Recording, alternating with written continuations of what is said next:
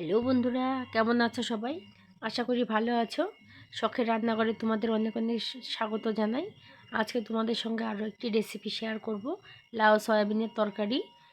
প্রথমে আমি লাউটাকে ভালো করে কেটে ধুয়ে পরিষ্কার করে নিয়েছি। সয়াবিনটা ঠান্ডা জলে ভিজিয়ে রেখেছিলাম, তুলে নিয়েছি। ওর মধ্যে একটু লবণ দিয়ে দেবো আর অল্প পরিমাণে হলুদ দিয়ে দেবো। ভালো করে একটু মেখে নেব। কড়াইটা বসিয়ে গরম করে নিয়েছি, তেল দিয়ে দেবো।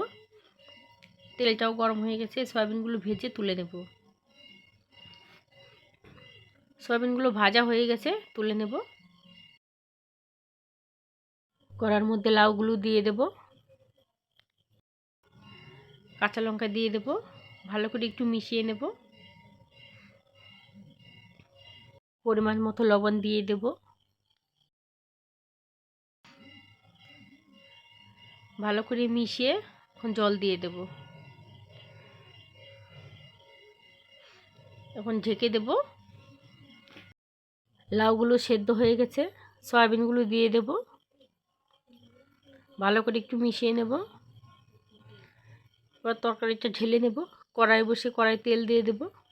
তেলটা গরম হয়ে গেছে, শুকনো লঙ্কা দিয়ে দেব আর কিছুটা কালো জিরে দিয়ে দেব। এখন লাউয়ের তরকারিটা ঢেলে দেব। ভালো করে একটু মিশিয়ে নেব। আমার লাউয়ের তরকারিটা হয়ে গেছে, তুলে নেব। বন্ধুরা, রেসিপিটি ভালো লাগলে অবশ্যই লাইক, কমেন্ট, শেয়ার এবং সাবস্ক্রাইব করে দেবে। পাশে থাকা বেল আইকনটা ক্লিক করে দেবে, যাতে পরবর্তী ভিডিওটা ছাড়ার সাথে সাথে তোমাদের কাছে পৌঁছে যায়। বন্ধুরা, বাড়িতে অবশ্যই একবার বানিয়ে খেয়ে দেখবেন, আর কেমন লাগলো অবশ্যই কমেন্ট করে জানাবে। সবাই ভালো থাকবে। সবাইকে অনেক অনেক ধন্যবাদ।